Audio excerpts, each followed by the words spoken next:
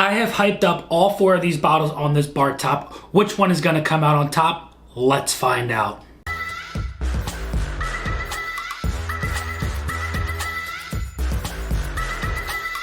What is going on, everybody? Nathan here with the Everyday Drinker, bringing you guys a brand new video. Today, we're doing one of the biggest blinds that we have ever done on the channel, and I cannot wait. We've got 4 single barrel, high proof bottles of bourbon on the bar today, going head to head to see which one will be crowned the king of high proof single barrel bottles of bourbons.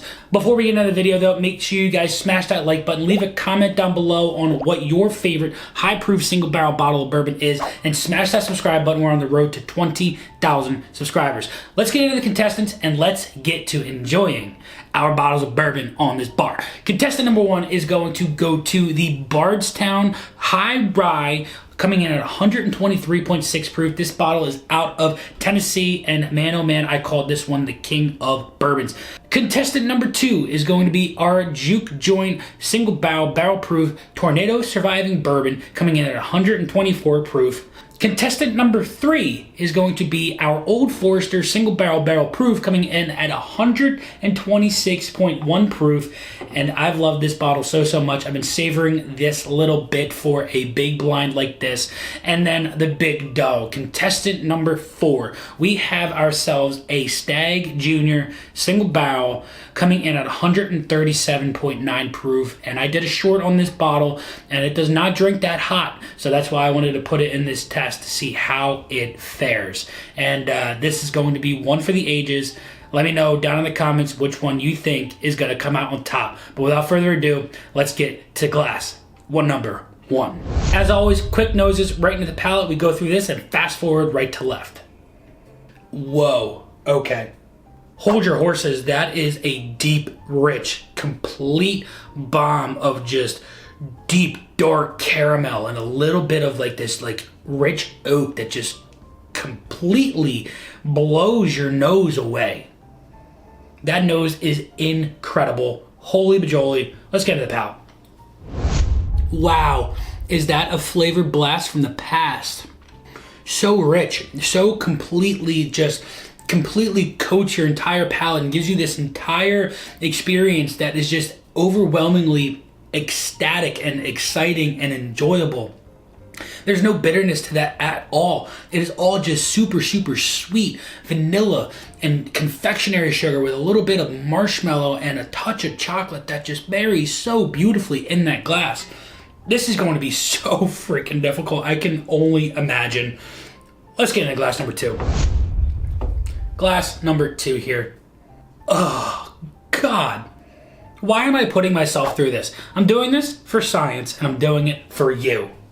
This nose is brighter, a little bit more like rich in a warm vanilla, not a deeper, darker vanilla.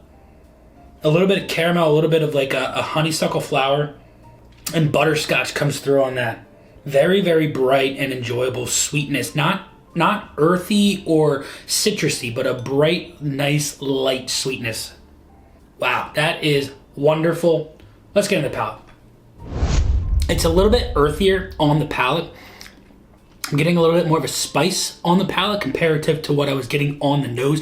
The nose was a little sweeter. The palate comes off a little bit more bold and a little bit richer and darker compared to what the palate was.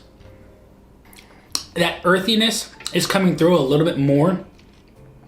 And I'm getting a little bit more of like apple skins and stuff like that off of this palate. It is not, there is no bad about this glass whatsoever, but comparing it to the first glass here, I'm going to have to say that the first glass stays in the lead throughout this ordeal right now. But let's get into glass number 3. Glass 3's nose is a cherry bomb, like a dark, deep, rich, just covered in that thick, juicy syrup, cherry, just medicinal. It's almost on the verge of like a cherry cough syrup, but it's not that far. And then it's just like, it's also drenched in cinnamon, like a cinnamon drizzle over top of it. I love that nose. That nose is probably my favorite out of the 3 so far. But let's get into the palate. oakier, spicier, a little bit more of a bitterness on the tip of your tongue there, but not bad at all. That is really, really interesting. I'm getting a little bit more of like an espresso note that comes through on that. It's past that cherry. It's almost like you have a little bit of like a cherry Dr. Pepper, and then you have an espresso shot, right? You had your dinner, you had your espresso, your cherry Dr. Pepper with your dinner, and then after dinner, your after dinner drink is an espresso shot, and that is what I'm getting on that. That is really, really interesting how that just flows from one to the other. Oh, man, that is absolutely wonderful. There's nothing wrong with all three of these pours so far. I thought one would stick out like a sore thumb and be the winner at the moment, but at the moment, no, that is not the case whatsoever. Let's get into glass number 4. Glass number 4's nose is the most honey forward. Glass number 4's nose also has a little bit more of a burn ethanol kick into the nostril hairs. But glass number 4's nose is also the most complex. There's a lot going on in this, and I'm trying to find everything. A little bit of cherry, a little bit of like a burnt marshmallow. I'm almost getting a touch of like a banana. And there's a little bit of a bubble gum. There's a lot going on here that is just like making my nose go absolutely haywire. But enough of the nose. It's all about how we drink it. Let's get into it. That right there is making me salivate so much. It's sweet. It's dense. Like I'm peeling back the layers of what this whiskey is. It initially hits you with just a little subtle sweetness. Wow, that is so thick and creamy. It's making my tongue stick to the top of my palate. A layer, a layer of caramel. Wow, that makes me speechless almost. It's almost like you pour motor oil on your tongue and you just can't talk. You're trying to, but it's keeping your tongue planted on the bottom of your mouth so that all you can do is experience what's going on. Insane. The finish is still going. But enough of that. We need to dive into these 4 a little bit deeper. And at this moment, we're going to fast forward. I'm going to go cleanse my palate, and we are going to enjoy some fun music. All right, here we are, and the music will start.